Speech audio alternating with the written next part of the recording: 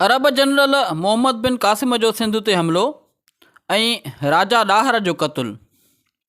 नाज़रीन, तारीख़ लिखे थी त 20 जून 712 ईस्वीअ में सिंध ते अरबन आख़िरी हमिलो कयो, जंहिं में मक़ामी मुख़बरनि जी सहायता मिली हुई।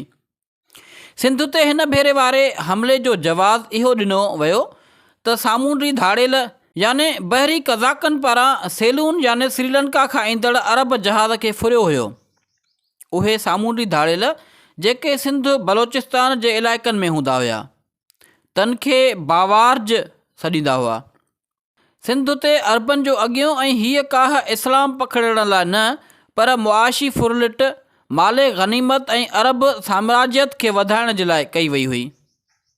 मोहम्मद बिन क़ासिम सिंध ते हमले लाइ सिंध जे हदुनि अंदरि दाख़िल थियो, तॾहिं सभ खां पहिरें मोहम्मद बिन क़ासिम देबल ते हमिलो करण जी तयारी कई।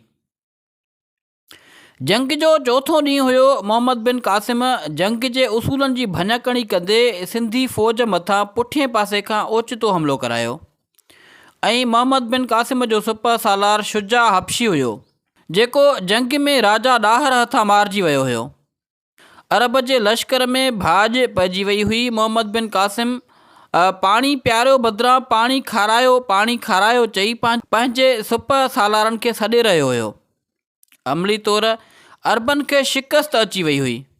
उन्हीअ सूरत हाल में सिंधी फ़ौज में मौजूदु कंहिं गद्दारे वतन राजा ॾाहर खे तीर हणी क़तुलु कयो, जंहिंजी ख़बर हिकु सिंधी गद्दार अची मोहम्मद बिन क़ासिम खे ॿुधाई ऐं इनाम वरिता ऐं पंहिंजे माइटनि लाइ रिआयतूं वरितियूं।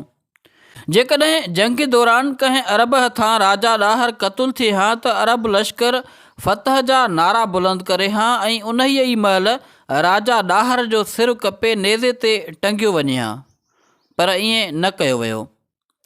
ॿियो इहो त राजा ॾाहर जे क़तुल जे हवाले सां चच नामे जूं तहरीरूं टकराअ में आहिनि, जिन मां राजा ॾाहर जी कंहिं बि अरब हथां शहीद थियण जी पकी शायदि नथी मिले।